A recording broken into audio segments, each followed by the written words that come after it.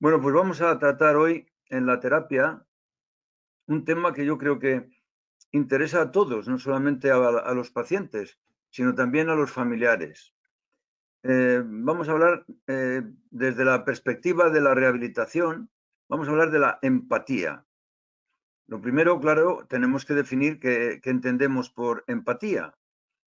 Y la empatía es una función psíquica compleja que nos permite entender al otro, entender a la persona con la que estamos, aprender a la persona con la que nos estamos relacionando, entender, en definitiva, a las personas del entorno, entender el mundo. ¿Para qué? Pues muy sencillo, para que nosotros podamos tratar a esas personas con arreglo a este, digamos así, punto de partida, esta premisa. Sería que tratar al otro como a mí me gustaría que me trataran a mí de estar en su lugar. ¿De acuerdo? Es decir, es una especie de lectura emocional del otro sin perder la propia identidad y sin dañar la intimidad emocional del otro. De modo que, en principio, la empatía debe funcionar como una experiencia positiva para el uno y para el otro, para el entorno. Ya decía Gandhi hace ya muchos años que para saber lo que ocurre en los demás, lo mejor es ponerse, decía él, en sus zapatos y ver dónde le aprietan, ¿no?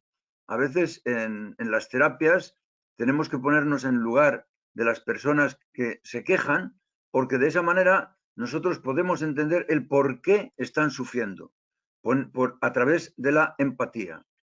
Y lógicamente el fundamento de la empatía es el ser la madre de la amabilidad, según esto que estamos comentando, y esta, la amabilidad, la madre de la cortesía, de modo que esto puede funcionar como un mecanismo de solidaridad interrelacional entre las personas.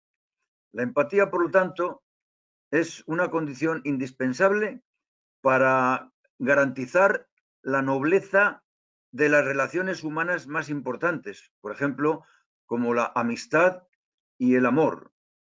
¿Qué sería de la amistad sin la empatía? Es decir, cuando hay dos personas amigas, la una se pone en el lugar de la otra, como la otra se pone en el lugar de la una. Hay una interacción recíproca, esa es la empatía, la que permite funcionar de una manera global. De modo que ya tenemos un poco definido el concepto de empatía. Para desarrollar eficazmente la empatía, conviene, también lo digo por la experiencia acumulada a través de los tiempos, conviene hablar menos y escuchar más y mejor.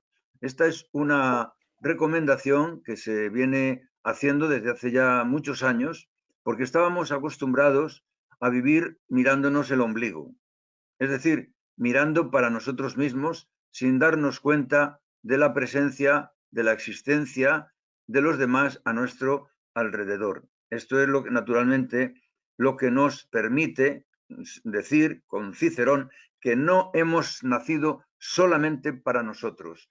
Esta sería una visión muy egocéntrica. Esto sobre todo encajaría en la condición y en la mentalidad del adicto. El adicto sí parece que hubiera nacido solo para él, para complacer sus apetencias, para complacer sus necesidades, para complacer en definitiva, sus deseos y sus placeres, en definitiva, ¿no? Sin tener en cuenta cómo realmente no la tiene el sufrimiento que ese comportamiento puede ocasionar en los demás. Vivir para los demás, en este sentido, no es solamente una ley del deber, no es un deber solamente la empatía, sino que dada que la persona se pone en el lugar de la otra al mismo tiempo que la otra se pone en el lugar nuestro, esto nos va a permitir también entender la empatía como la ley de la felicidad. Es decir, yo te hago bien a ti a al contrario de lo que tú estás haciendo conmigo, que también me estás haciendo el bien, es decir, al mismo tiempo que el otro está haciendo bien por mí. La empatía es como un radar social que nos permite navegar con acierto en el propio mar de nuestras relaciones interpersonales. Es decir, tenemos que contar con la empatía para todo lo que tengamos que hacer en la vida, para comprar, para vender, para hacer relaciones de amistad y, por supuesto, para hacer relaciones de amor. Con mucha frecuencia el amor falla o las relaciones de pareja fallan por falta de empatía, porque uno de los dos piensa sobre todo en sí mismo y no piensa en absoluto en el otro.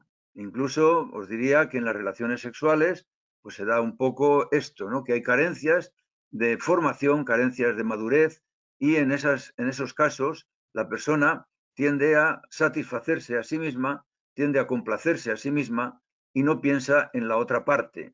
Y así se producen las frustraciones que dan lugar o pueden dar lugar a la quiebra de la relación. De modo que, en consecuencia con todo ello, el procedimiento más seguro de hacernos agradable la vida es hacérsela también agradable a los demás. ¿Esto a cuento de que viene en una terapia conjunta?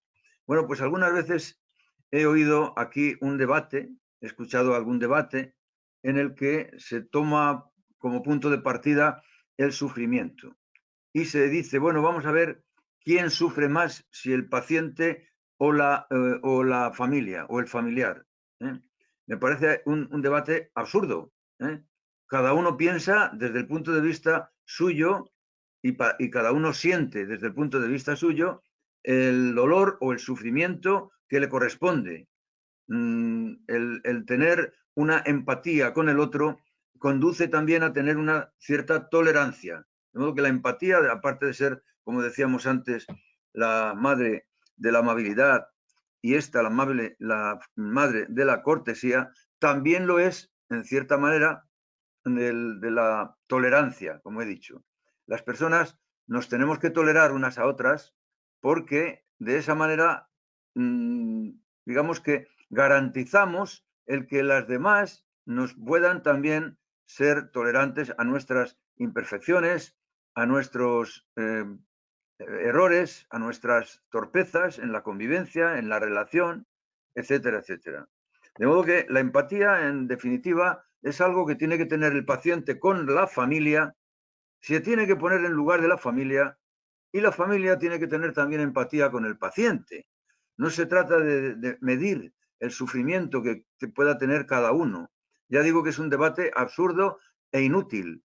Cada uno tiene el sufrimiento que le corresponde. El paciente no puede sufrir como familiar, sin embargo, el paciente tiene que ponerse en el lugar del familiar. Y el paciente no puede sufrir, el familiar no puede sufrir como paciente porque es familiar y no paciente. Y sin embargo, tiene que ponerse en el lugar del paciente para ver el grado de sufrimiento de este. Algunas veces o bastantes veces falla la convivencia por falta de empatía de unos con otros.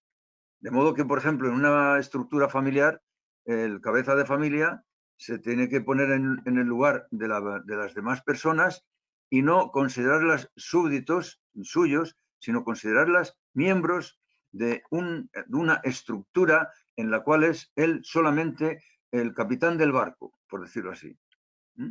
No debe haber una jerarquía en una convivencia de familia. No debe haber una estructura militar, no debe haber una estructura de mando.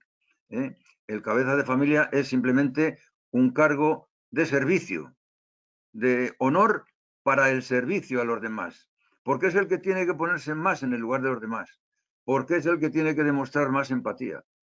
Y en definitiva es el que tiene que marcar a los demás la pauta para cómo respetarse, para cómo tolerarse, para cómo ser amables y para cómo ser corteses, en definitiva.